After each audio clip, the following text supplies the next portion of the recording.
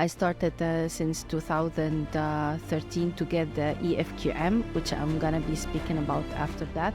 The EFQM is more about the radar methodology. This is my secret today, and everyone needs to know about the radar.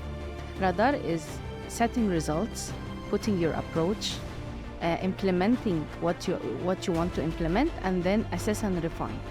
So why it's named like radar? Because it's continuous. You know, the radar methodology is always continuously, like radar is like 24/7. So it's how you need to, the radar method has helped me so much to do everything in the radar methodology.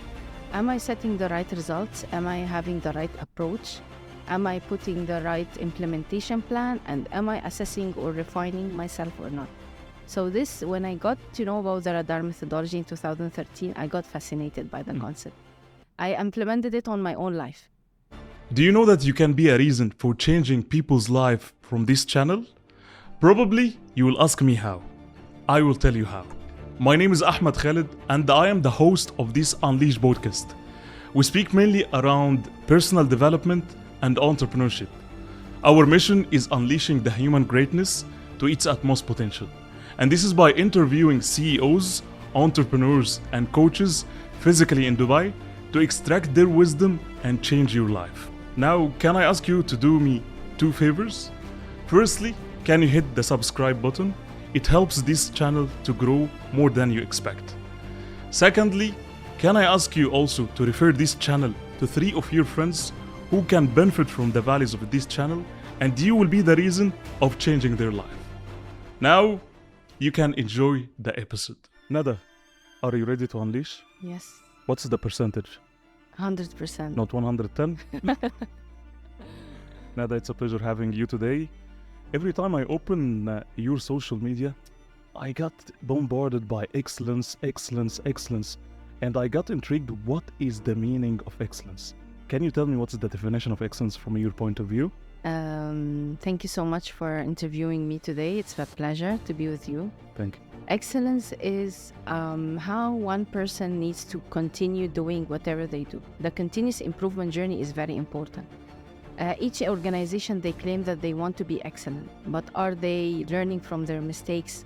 Are they going and continuously improving their processes, their mindsets, how people are developing themselves in the middle or not? So it's very important not only to claim that I'm excellent, it's more important to see what are you doing to be excellent enough.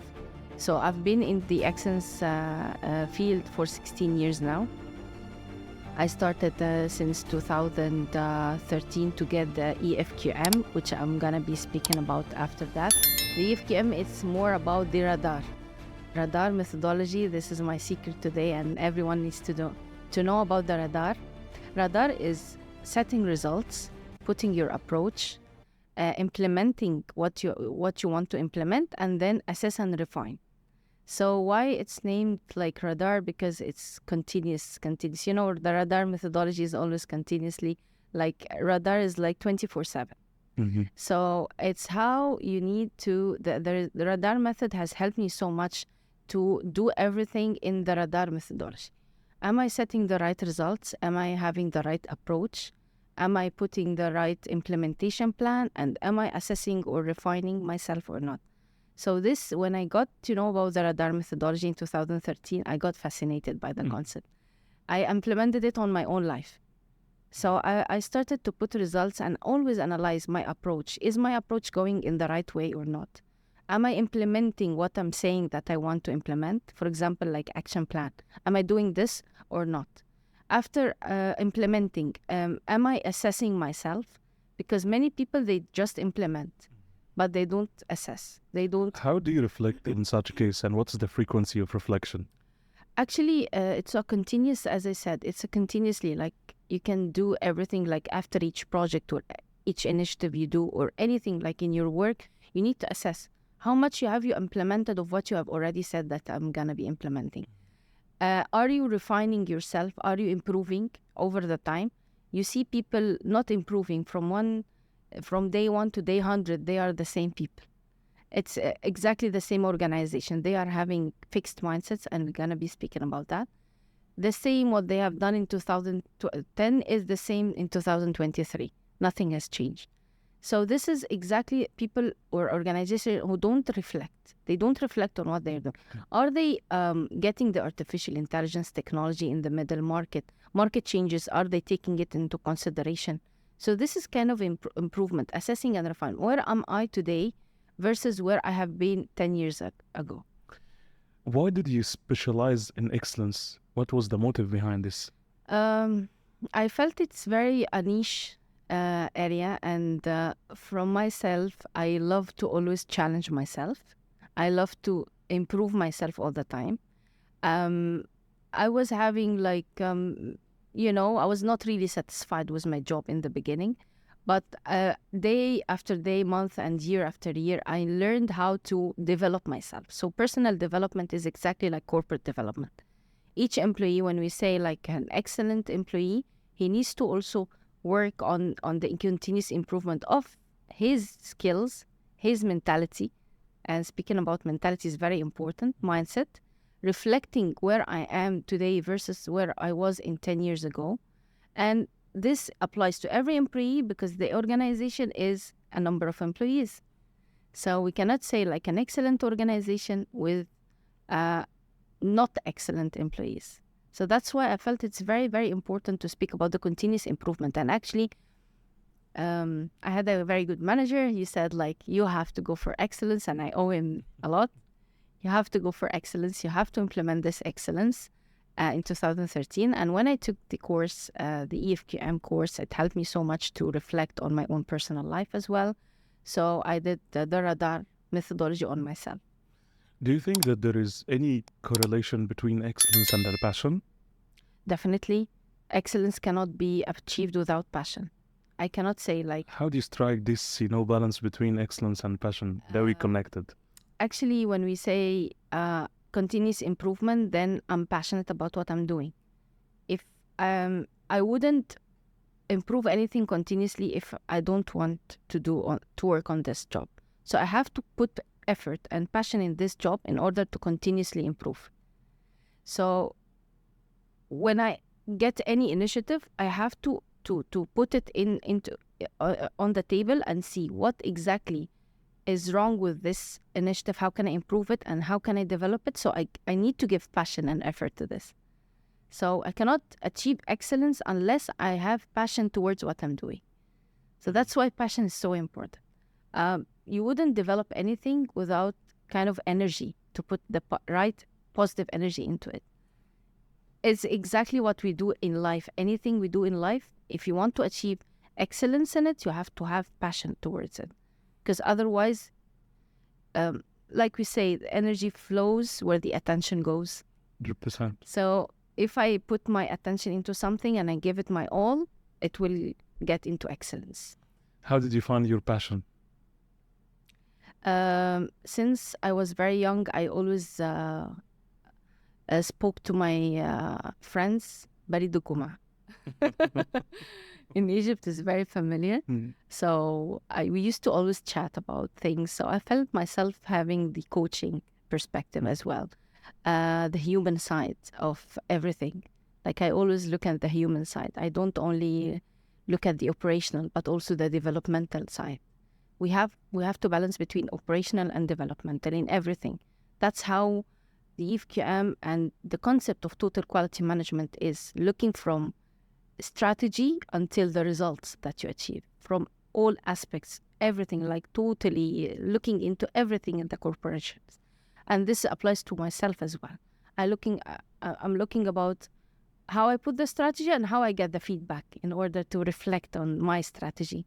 So it's a very, very long journey of giving and taking and feedback, and then assessing and refining and improving, and then mistakes, learning from mistakes, lessons learned, and this applies to everything. So when you speak about excellence, is it something related, or just it's like a destination, or it's a journey for something? In my mind, let's say that I want to be excellent on X, right? Then when I reach that X, then I'm just mission accomplished?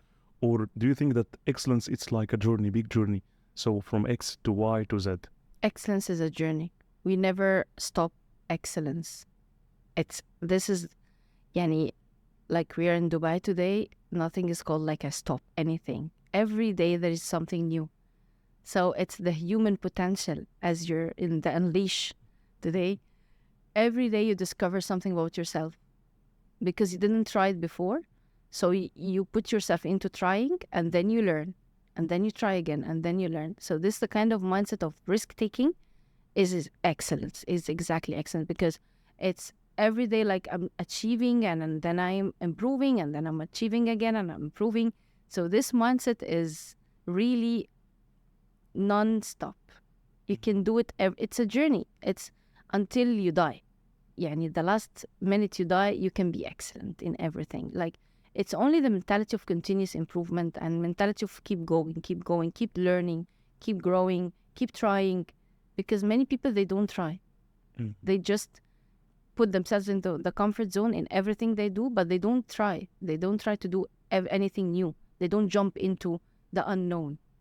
So the unknown is the excellence, exactly, because there you will find yourself in a more different person, more different energy, different skills that I have never known before that I'm good at TV, for example.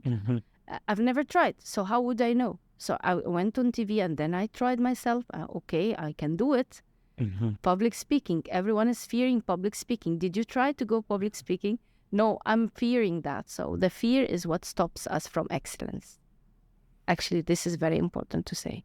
How did you change your mindset? Because I believe that shifting from like you live your life on a specific trends and specific behavior and one time you change everything and you went for excellence. How can we have this tweak in our mindset?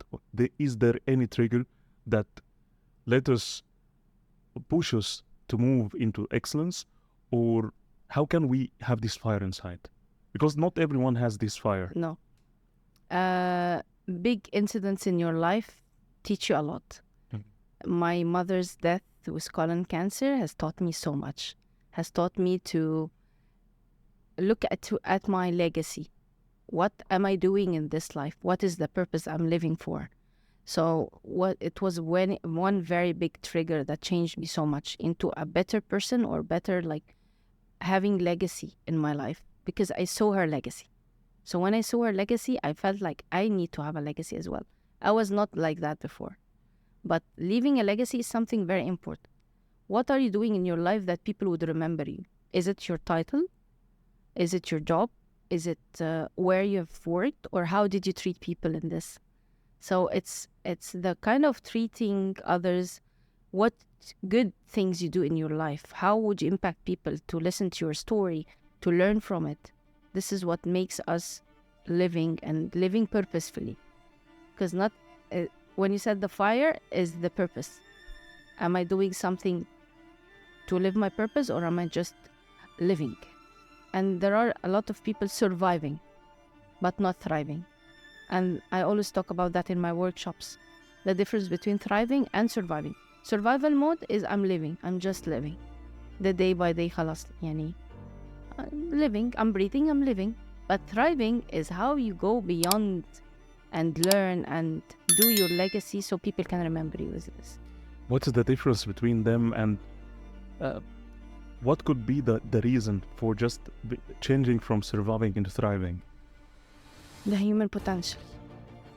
You never know exactly how well you can do something unless you need to try it and work for it. So this great human potential that Allah has given us, and our health is a great blessing that we need to live for. So it's that's why you need to thrive, because you never know why God created you the way that you are now to do what exactly. So everyone from us is very unique. But unless you know that you're unique, and unless you work so much on your uniqueness and discover it, no one would know it, you know? So that's why thriving is very important, that we need to work on ourselves to really reflect on our beliefs, on our values, on our patterns, our behaviors, our attitudes. All of these form the human potential. If, for example, I'm always indulging in very toxic environments and toxic people or toxic attitudes or toxic habits, I wouldn't be able to thrive.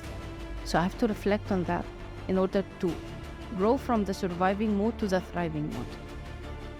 So it's a journey, and this is how excellence is thriving. You know, you're always thriving, you're always learning, because God created you in a very unique way. Everyone. And I hate when someone pushes someone to do something, but this is not their unique talents. Yani, especially when I speak about kids.